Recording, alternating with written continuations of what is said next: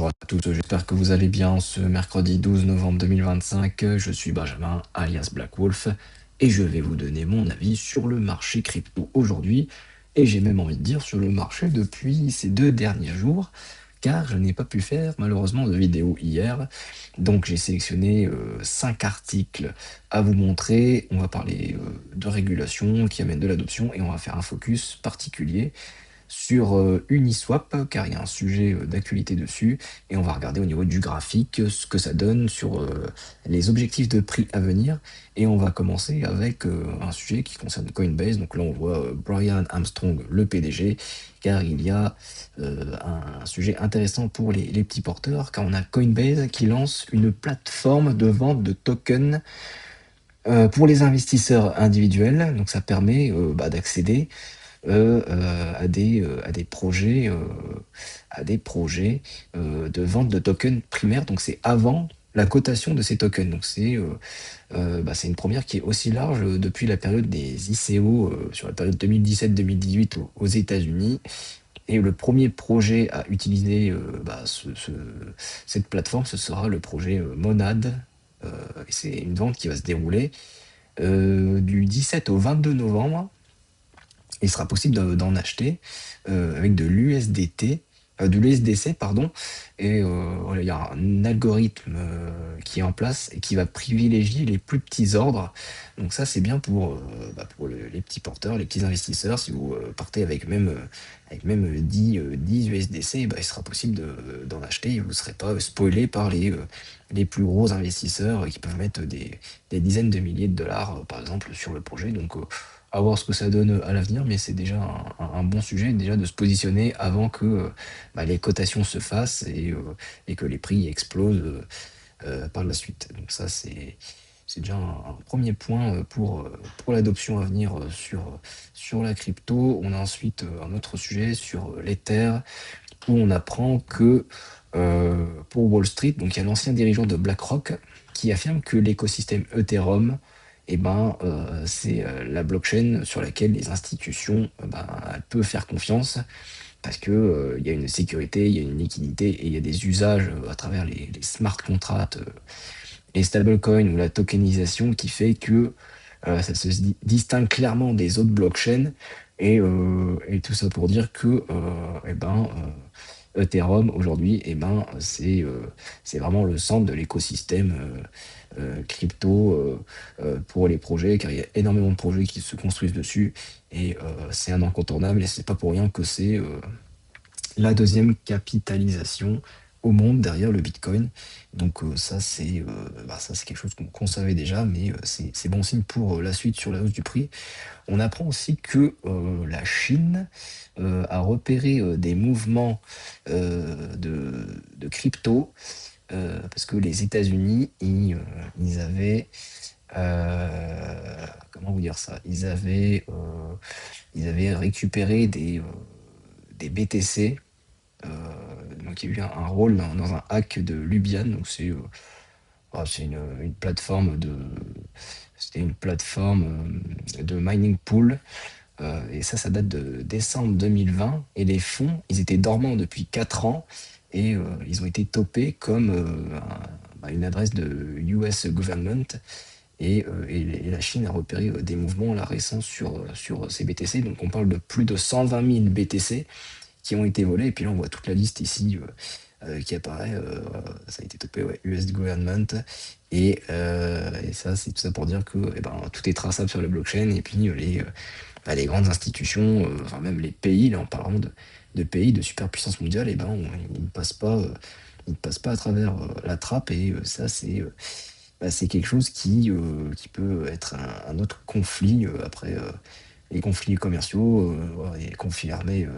Dans notre zone du globe, il y a les conflits numériques qui se font sous une autre forme. Donc la législation elle aura un rôle à jouer ces prochains temps, parce que ça c'est une affaire qui ne concerne pas directement le trading, mais ça renforce l'idée que les cryptoactifs, c'est devenu un terrain de jeu géopolitique. Et il peut y avoir une perception de risque souverain autour de grandes quantités de BTC. Donc il va falloir instaurer une confiance et bien protéger ces adresses et les cryptos pour pas se faire voler des milliards et des milliards de dollars. Il y a un autre sujet, voilà, donc bon, là c'est plus sur les cours récents. On a eu une hausse, un bon rebond là, des cours. Et les analystes, ils estiment que le Bitcoin pourrait être en fin de phase corrective qu'on a eu depuis octobre et démarrer une phase d'expansion. Il se base sur le modèle de vague d'Elliott, donc j'en ai parlé dans des vidéos précédentes. Je l'ai fait sur le Zcash de mémoire. Et là, on le voit à l'écran, et ben, qu'ils utilisent les vagues d'Elliott et puis ils donnent un objectif de prix qui se situerait vers les 200 000 dollars, entre 200 et 240 000 dollars si l'élan haussier se concrétise. Et ça sous-entend que la pression vendeuse, elle s'estompe. Il y a l'intérêt des futurs qui est en baisse. On a les ordres de gros acteurs qui sont moins dominants. Et c'est assez favorable pour un rebond. On va voir ça juste après. Il y a le rebond qui commence à se confirmer. Et donc ça, c'est... Bon, à voir si on est dans une troisième vague de vague d'Elliott, mais bon, c'est déjà un bon signe. Et on arrive sur ce qu'on va voir après sur le focus, après le BTC et ETH. On va faire le focus sur Uniswap parce que on a Uniswap. Donc pour le petit rappel, Uniswap, c'est une plateforme d'exchange décentralisée. Donc ça, c'est différent d'une plateforme centralisée comme Coinbase, on en a parlé juste avant, ou Binance ou Kraken. Donc tout ça, c'est des plateformes centralisées où vous pouvez acheter et vendre des cryptos. Et bah là, sur Uniswap, vous pouvez aussi en acheter, mais c'est décentralisé. Donc c'est pas une entité seule qui gouverne ça. C'est Uniswap qui fonctionne comme ça, entre autres, et ils ont fait un système de burn de Uni, donc c'est le token, et ils ont fait une refonte des frais de protocole. Donc là, ça vise à restructurer complètement le système, enfin l'écosystème Uniswap, donc en termes de protocole, de gouvernance et de tokenomics. Voilà, donc il y a une activation de frais de protocole. Il y a un système de burn de 100 millions de tokens qui est prévu, un burn rétroactif et l'introduction de frais, voilà, une nouvelle introduction de frais dans le système. Donc, je ne vais pas rentrer forcément dans le détail dans le fonctionnement, mais ça, c'est plutôt favorable. Ça, c'est un signal fort de maturité pour la DeFi, pour Uniswap en particulier. Et si l'adoption, enfin, si, c'est une proposition pour l'instant, donc si c'est adopté, eh ben, ça pourrait accroître l'attractivité de Uniswap comme actif de gouvernance. Et ce serait favorable pour le prix par la suite. Donc je vais vous montrer ça juste après. On va aller voir un petit peu sur le marché comment ça se passe. On est sur une dernière journée, là sur les dernières 24 heures. Bon, c'est plutôt à l'équilibre globalement. On est à plus 0,56% sur le top 100. Voilà, il n'y a rien d'incroyable. Il y en a qui sont en hausse, il y en a qui sont en baisse. Bon, on a le décret j'en avais parlé dans une vidéo où bon, ça c'est sur la dernière journée, sur la dernière semaine c'est un petit peu en baisse. Sur le mois on a fait un x2 quasiment. Donc là on est en train de faire comme une espèce de boule flaque qui se dessine tout doucement. Voilà, on va voir ce que ça donne sur les privacy coins. Voilà, je vais pas en dire plus sur le top 100. On va faire le focus sur le BTC en particulier. Donc là le BTC, toc, qui a bien rebondi là depuis une semaine. On était sous la zone des 100 000 dollars. Et là, notre support en bleu qui tient vraiment bien. On est revenu sur le support, ancien support jaune ici sur les 106 000. Et là, hier sur le 11 novembre, on a fait une bonne correction. On est venu combler le gap qu'on avait juste ici, qui était entre les 104 000, dans les niveaux des 104 000 dollars. Donc là, on l'a comblé, il n'y a plus de gap. Et là, on est en train de rebondir sereinement sur ce niveau de cours parce que on était sur un petit W ici, comme ça. Hop, ici. Et puis, ça, c'est une structure haussière.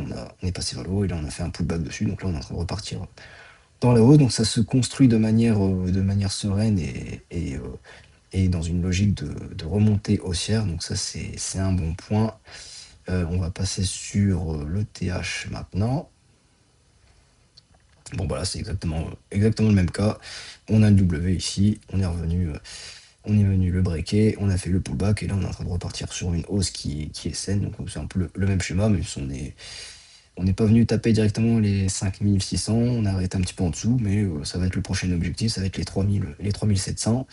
Et je pense qu'on aura une espèce de un W un petit peu plus grand ici qui va se former. Et puis et bah, ça veut dire que si on transperce les 3700 à la hausse, et ben on va revenir sur des objectifs.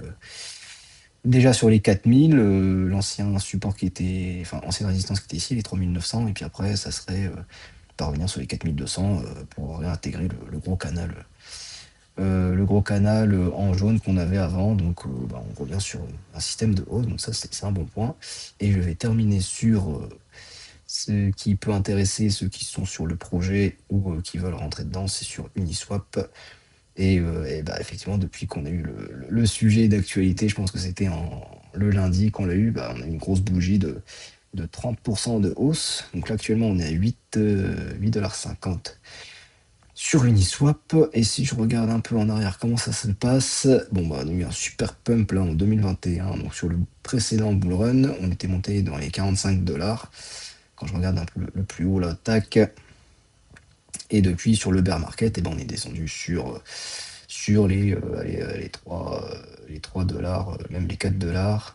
Et on est rentré dans une espèce de range depuis 2022. On a eu des fortes volatilités depuis 2024. Alors je pense qu'on est passé du simple au triple, on est passé de 4 à 16$. Enfin, même on est passé au quadruple. Et ce que j'ai remarqué, c'est que bah, sur tous les 3-4 mois, on part d'un point bas, on arrive sur un point haut, on fait un x3, x4. Après, on repasse sur une grosse baisse de 80%, j'ai envie de dire, et puis on refait un x3, x4 derrière. Donc là, le dernier, c'était fin d'année dernière, on était à quasiment 20$. Et là, on est en train de refaire une structure haussière, donc on a encore un W qui se dessine ici. Et ce qu'il faudrait, ce serait casser ouais, j'ai envie de dire les 12$ pour vraiment être sûr. Et là, on aura un W. Et puis là, le prochain objectif, ce serait logiquement revenir sur le niveau des 20$. Et si je regarde un petit peu plus en arrière encore, on regarde déjà sur le 3 mois, c'est déjà un peu plus clair. Bon, là, on avait un canal, une latéralisation qui se fait depuis mi-2022 sur les niveaux entre les 4 et les 13$. Si je prends juste la clôture, alors ça, c'est un fait qui est assez marrant, c'est que bah, les clôtures ici, elles se sont fait au même niveau sur les 13$. C'est à peu près ça, sur les 13$ pour faire simple. Donc on a un prix qui est entre 4, allez, on va dire 4$ et 16$. Donc là, la logique, ce serait que bah, on revienne sur le haut du canal à 14$. Et puis ensuite, logiquement, ce serait de revenir sur les anciens supports qu'on avait. On a un peu une espèce de résistance qui se dessine ici, parce qu'on avait un point haut ici et un point haut là. Donc la logique, ce serait qu'on revienne bah, sur ce point on était sur quasiment les 20$ à peu près de ce niveau-là. Donc ça, ce serait le prochain objectif. Et puis après, si on passe vraiment les niveaux des 20$, et ben là, on aurait un plus gros W encore qui se dessinerait ici. Là, vous avez un espèce de W là, qui se dessinerait, qu'on serait à la hausse. Et là, dans ce genre de configuration, je l'ai déjà fait quelques fois dans mes vidéos précédentes, et ben, si je me positionne à peu près je m'imagine sur les 20$ et que je me mets, on va dire, allez, on va mettre sur un niveau des 4$, les 4,50$ pour être sûr. Alors, je vais mettre en très plein parce que je l'ai mis sur les pointillés auparavant, et que je me mets en sortie imaginaire sur à peu près les 20$.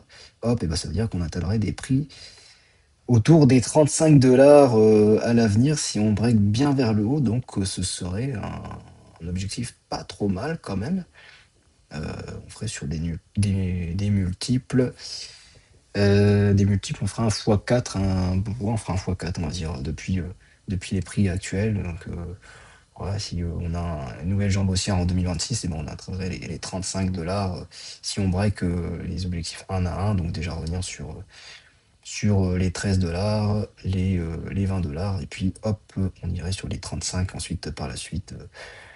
Mais ça, ce serait sur plusieurs mois à venir, donc à suivre. Mais déjà, on a une bonne news qui est arrivée, donc ça, c'est un bon point. Donc, à voir les points d'entrée qui vont venir, mais je pense que voilà, on a une espèce de petit bull flag qui se dessine. Donc, Bah, ceux qui veulent rentrer, je pense que ouais, si vous rentrez à 9, ouais, 9,5, ou même pour être sûr, il faudrait qu'on soit à 10 $. Ça serait pas mal, mais bon, je pense qu'on serait sur un bon point d'entrée. Voilà, j'espère que la vidéo vous a plu. Si c'est le cas, likez, mettez un petit commentaire et puis abonnez-vous pour ceux que ce n'est pas fait pour ne pas louper les prochaines vidéos de la semaine. Je vous souhaite une très bonne journée. Ciao, bye.